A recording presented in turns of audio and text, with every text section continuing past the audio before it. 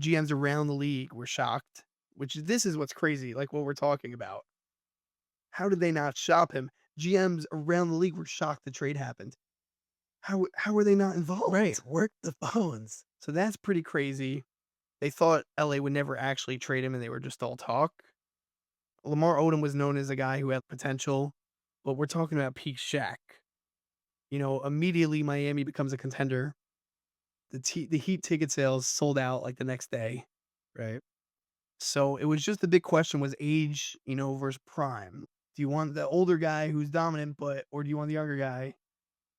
It's a very interesting thing. In LA, they kind of blamed Kobe, the fans, but there was also fans who thought Shaq was lazy.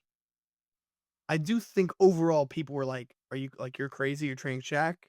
But it sounds like people were a little more understanding than they would be in today's day and age. I think social media is different. Today's day and age, that GM's getting fired like pretty soon.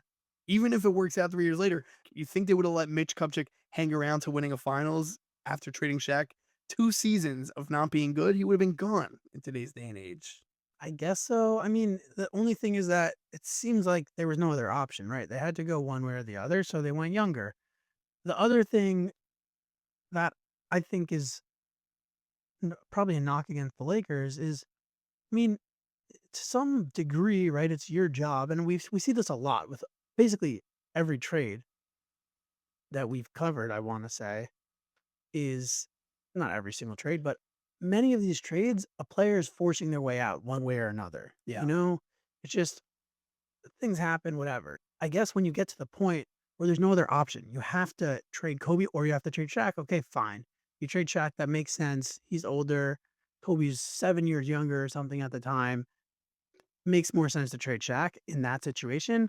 You should also be judged, I guess, on what you could have been with Shaq. And And that's a great point. And that's why you look at his trade, there's no proven player on the other side. Lamar Odom was a kind of a prospect. How do you not get a superstar or someone who's already a star? How does that not happen? Or maybe if you're getting 5 picks, they got 1 pick and a second rounder, 1 first rounder.